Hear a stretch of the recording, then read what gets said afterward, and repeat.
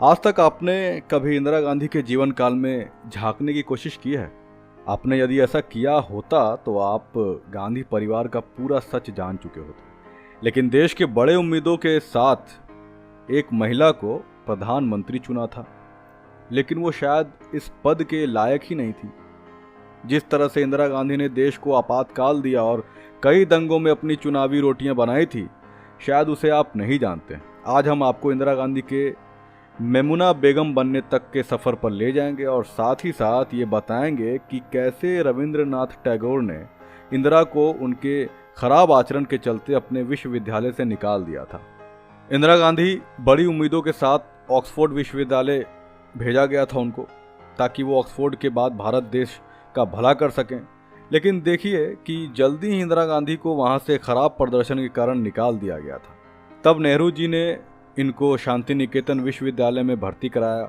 जैसा कि शायद आपको पता न हो कि शांति निकेतन रविंद्रनाथ टैगोर जी चला रहे थे, लेकिन आश्चर्यजनक बात यह है कि उन्होंने भी इंदिरा को खराब आचरण के कारण वहां से निकाल दिया था। तो आखिर इंदिरा गांधी में ऐसा क्या था कि वो कहीं भी अपनी पढ़ाई पूरी नहीं कर पा रही थी? असल में आपको गांधी परिवार की पूरी सच्चाई जरूर पता होनी चाहिए। एक स्त्री खराब आचरण के कारण विश्वविद्यालय से निकाल दी जाती है, किंतु वो इस लायक जरूरी है कि वो देश के प्रधानमंत्री बन जाए। ऐसा बोला जाता है कि रविंद्रनाथ टैगोर को इंदिरा गांधी के प्रेम संबंधों का पता चल गया था।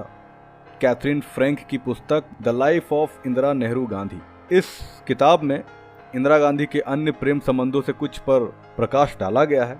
इस पुस्तक में साफ लिखा है कि इंदिरा गांधी का पहला प्यार शांति निकेतन में जर्मन शिक्षक के साथ था, धीरेन्द्र ब्रह्मचारी, उनके योग शिक्षक। आप बस इतना कीजिए कि कुछ पुस्तकें हैं, जैसे सबूत के लिए अगर आप पढ़ें तो के.एन. राव की पुस्तक नेहरू राजवंश, कैथरीन फ्रैंक की पुस्तक the life of Indira Nehru Gandhi, किस तरह से इंदिरा गांधी ने अपने निजी लाभ के लिए रिश्तों तक का खून कर दिया और सत्ता में बने रहने के लिए कैसे देश तक का अहित किया गया था। शांति निकेतन से जब इंदिरा गांधी घर आ गई तो वो एकदम अकेली हो गई थी।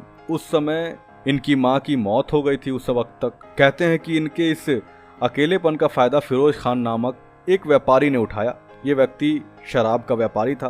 फिरोज खान और इंदिरा गांधी के बीच प्रेम संबंध स्थापित हो गए। दोनों ने लंदन की मस्जिद में जाकर निकाह पढ़ लिया था। इस तरह से इंदिरा गांधी मुस्लिम धर्म अपना चुकी थी।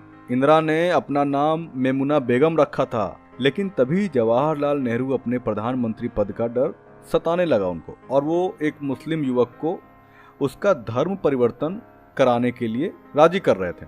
फिरोज खान को फिरोज गांधी बनाया गया। अब इस तरह से तो साफ हो जाता है कि नेहरू मुस्लिम लोगों से जलते थे। इंदिरा गांधी का ये सच जनता तक पहुंचाने की सख्त जरूरत हो गई है। तो अब वक्त आ गया है कि गांधी परिवार के हर व्यक्ति का काला चिट्ठा खोलकर जनता के सामने पेश किया जाए। तो दोस्तों, ये थी हमारे डार्क मिस्ट्री चैनल के अंतर्गत कुछ तथ्य, कुछ फैक्ट। बस जाने से पहले एक रिक्वेस्ट है कि आप हमारे चैनल को शेयर कीजिए। हम फिर मिलेंगे, तब तक के लिए धन्यवाद।